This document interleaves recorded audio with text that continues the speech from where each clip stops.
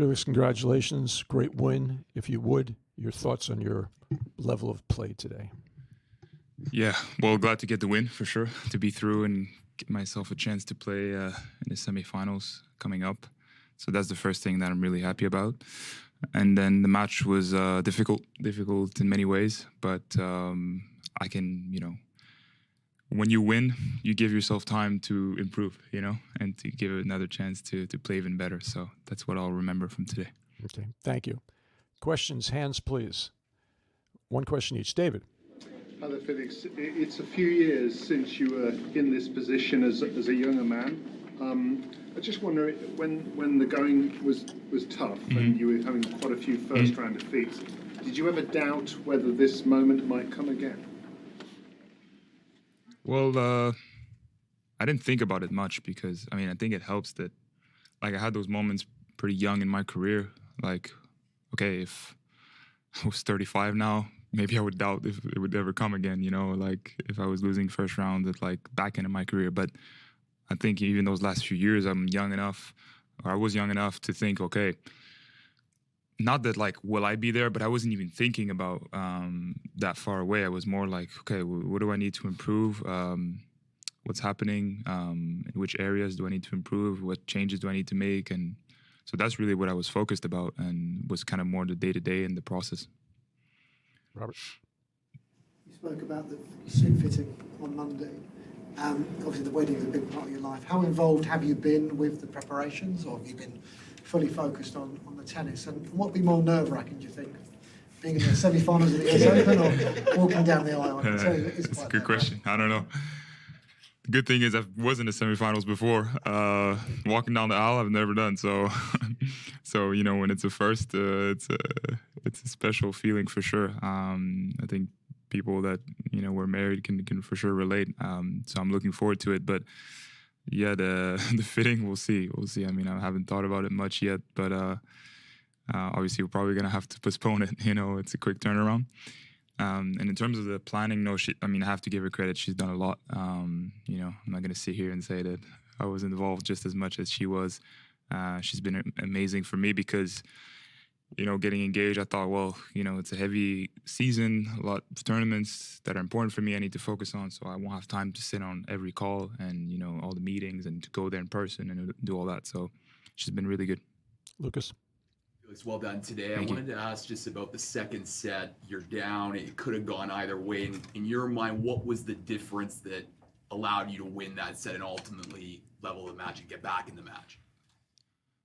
It's tough, man. It's tough, to be honest. I was struggling to find let's say, the level I found the whole tournament, really. It was my toughest match, in this tournament so far.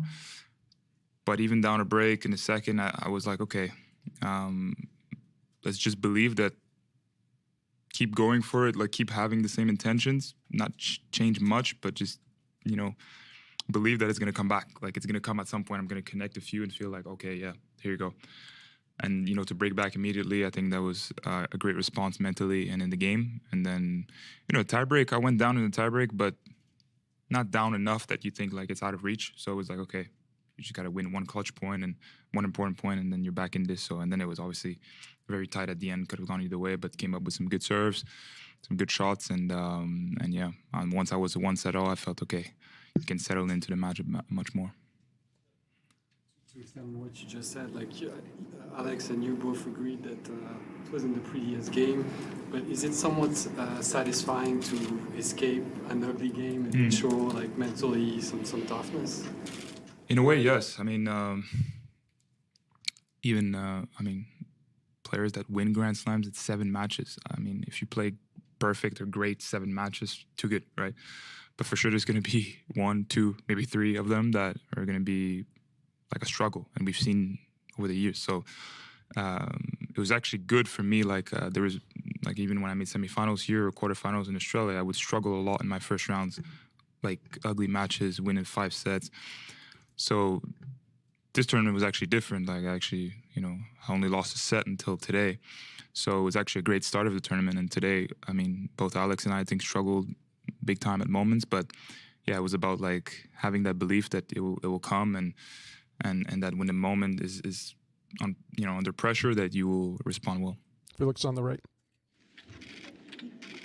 Hi, Felix. I know there's been a lot of talk about your mentor the last couple of weeks, but was there any special preparation? Because even the way you carry yourself on the court, even interacting more with the fans, even your dad cheering up more from the box, was there any point there was like a focus on just your mental coming into the tournament as a whole? No, I mean, like I've been like that for a while. It's no different. Like I've been kind of that player or with that mindset. I mean, I think I had a similar question in 2021 actually about my composure on the court. So I've just tried to be myself. I don't get too excited outside the court either, like in life in general. So that's how I am. I don't try to be anybody different.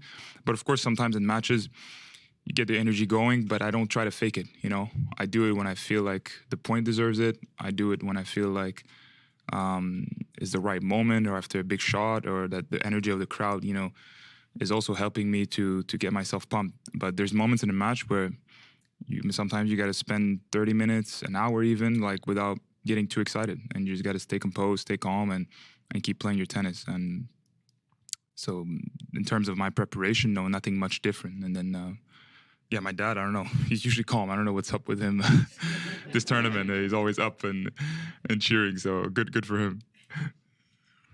Felix, you are waiting for your semi-final opponent now. Will you watch the match? What do you think or expect the outcome will be? What are the strengths or weaknesses between Jannik and Lorenzo? What do you expect tonight to happen? Probably I'll watch, go back to the hotel now and watch. I like to watch matches, so that's no different. And I mean, strengths and weaknesses, yeah. Jannik, not many strengths, huh? Like a lot of weaknesses in this game. I mean, what to say about, Jannik's game? He's been obviously, untouchable at times, but I'm not, honestly, the next match, I'm not really going to focus on my opponent more than myself. Like, I need to play good tennis. I need to play even better than I did today, regardless of, tactically what I want to do. I need to play at a high level in 2 days and if in the next round as well. Like, there's no other way. So 2 more in English, Big A and then Willie. Felix, congratulations. You've done a lot of humanitarian work in Togo, and with Jasmine Paolini having a Ghanaian grandfather, you are probably as much of the face of tennis in Africa as anybody right now. How important is it to you to raise the profile of tennis in Africa, and what potential do you see in the continent in terms of maybe future players or more ATP, WTA tournaments outside of Marrakesh in the continent? Well, a lot to unfold here, but in terms of my work, I mean, yeah, it's something that was important for me and my family to implement when the time was right in my career, and it started in the end of 2019. And it's been going ever since. So we're proud of that part of my, let's say, career or life, and getting to go there and see everything in person is very gratifying, and helps me also to have a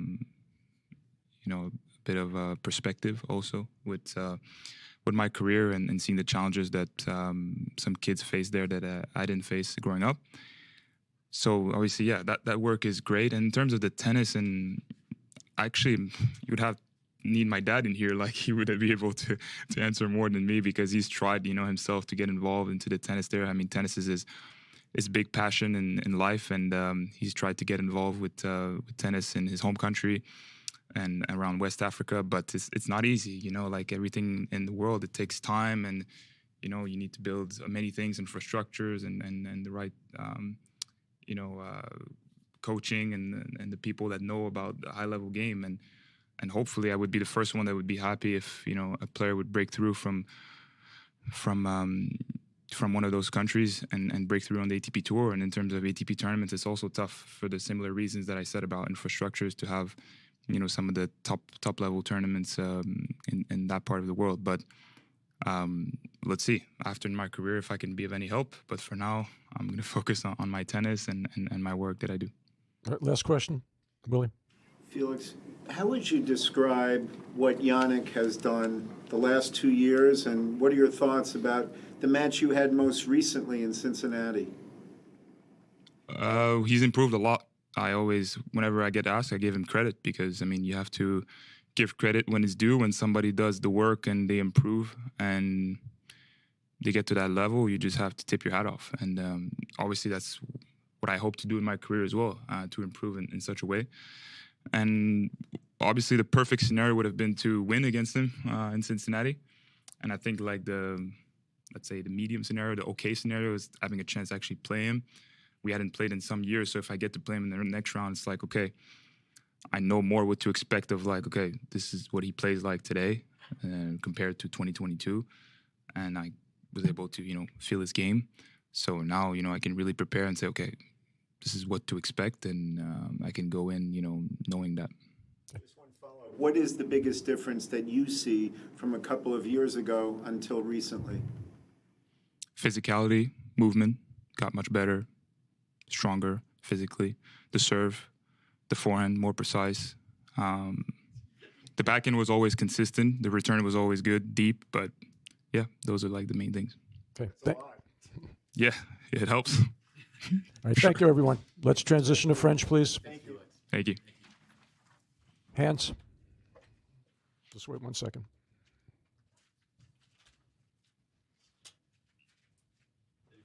Oui. Merci.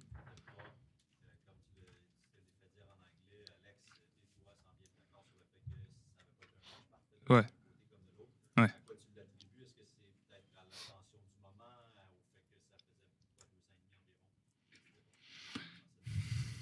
Franchement, non, pas vraiment la tension du moment. J'avais pas plus de tension. Déjà parce que c'est un adversaire que je connais bien. C'est quelqu'un que je connais bien. Donc,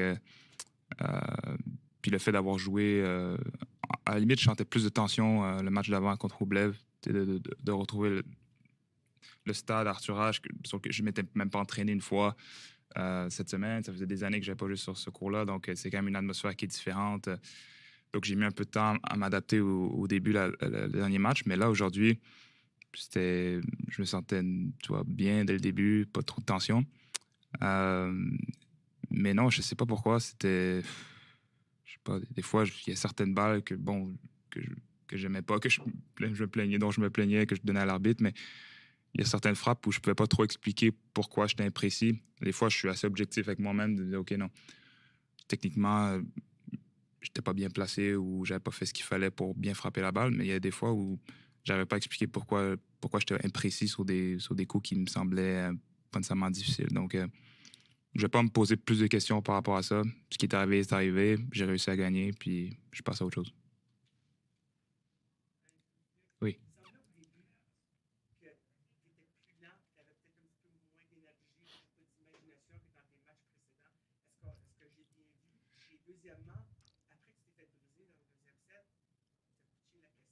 Ouais. Ouais, donc c'est vrai que d'un côté, au début, maintenant que j'y repense, oui, c'est vrai qu'il y a un tempo qui était un peu différent. Je pense que j'étais un peu moins vif sur certains appuis, puis j'allais un peu moins vite vers l'avant aussi à certains moments, au début du match, ou en tout cas sur la première moitié du match. Puis vraiment, ma qualité de balle était juste moins bonne, moins précis, je sais pas, c'était moins convaincant au début. Puis après, oui, il y a un peu un tournant où, bon, j'enlève la casquette, puis je sais pas, est-ce que ça aide peut-être? C'est vrai que ça envoie un peu un message au cerveau qu'il y a quelque chose qui est différent, quelque chose qui a changé. Donc, pour rentrer dans des choses trop profondes ou spirituelles, mais peut-être que oui, ça a évoqué quelque chose de différent, puis ça a renversé un peu le match.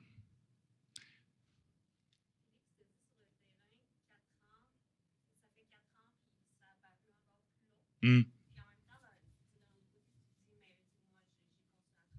Ouais. Ouais.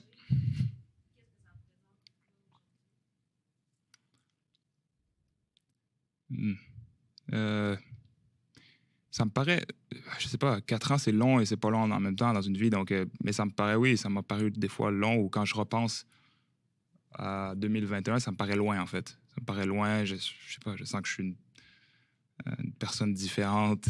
Donc, ça me paraît un peu loin. Puis, je pense que la chance que j'ai eue de commencer assez tôt sur le circuit, puis de vivre ces moments-là assez tôt dans ma carrière, ça me permet maintenant avec ce second souffle, de me dire, bon, c'est ça, c'est un peu une deuxième chance que j'ai de retrouver, je sais pas, le dernier carré d'un grand chelem, puis j'ai que 25 ans encore, donc déjà, ça, c'est une très bonne chose. Puis, oui, il y a des moments où c'était difficile, évidemment, d'accepter certaines difficultés, mais j'essayais toujours de me dire, OK, c'est quoi la prochaine étape? Pas essayer de penser trop loin, mais qu'est-ce que je dois faire la prochaine étape pour m'améliorer, pour remettre les roues dans la bonne direction. Puis je pense que j'ai fait ça depuis un moment déjà. Puis là, maintenant, je récolte le fruit de mon travail. Donc, ça fait plaisir à moi, ça fait plaisir à toute mon équipe avec qui on a travaillé avec ardeur durant plusieurs années. Great. Thank you, everyone. Thank you. Merci. Thank you.